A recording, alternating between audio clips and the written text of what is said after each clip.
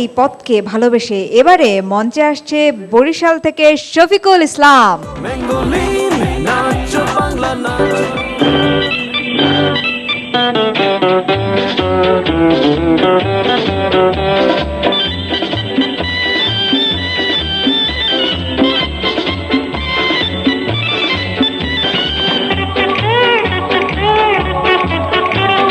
Pitch ঢালাই পথটারে ভালোবেসেছি, তার সাথে এই মনটারে বেঁধে নিয়েছি।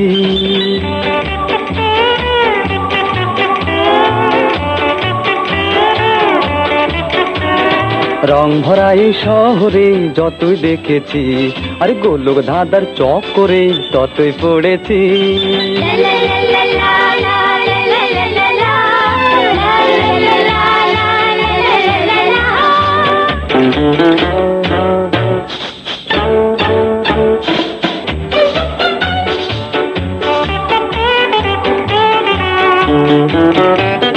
ছোট ছোট মানুষের অন্ন কেড়ে বড় বড় বাড়িগুলো উঠে বেড়ে, তবু যেথা যায় আর নয় যে কোনো ঠাঁই, বেঁচে থাকার তরে শুধু নগদ কিছু চাই।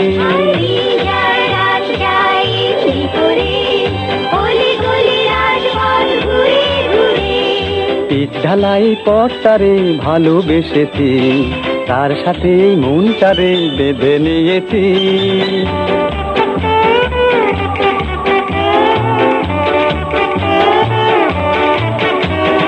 রং ভরা এই শহরে যতই দেখেছি, আরে গোলক ধাঁধার চক করে ততই পড়েছি।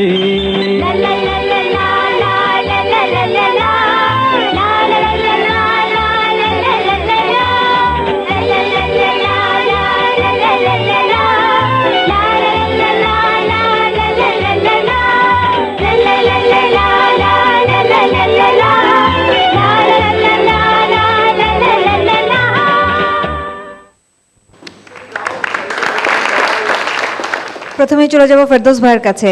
শফিকুল কি গোলক ধাঁধারে চক্করে পড়বে নাকি পরবর্তী রাউন্ডে যাবে?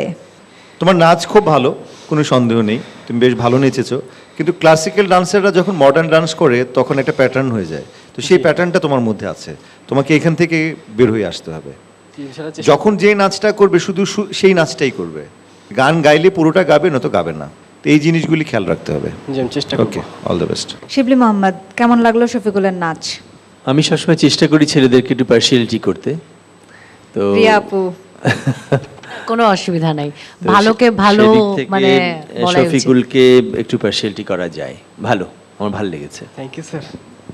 রিয়া আপু, আমার কাছেও তোমার নাচ খুব ভালো লেগেছে, যেহেতু তুমি ভালো নাচ করছো, যাতে আরো ভালো করতে পারো, আমাদের এক্সপেকটেশনটা আরো মানে পুরো দমে ফুলফিল করতে পারো, সেটাই আশা করবো, এবং এর জন্য প্র্যাকটিস চালিয়ে যেতে হবে। থ্যাংক ইউ শফিকুল, অনেক ধন্যবাদ তোমাকে। প্রিয় দর্শক, এবারে মঞ্চে ডেকে নিচ্ছি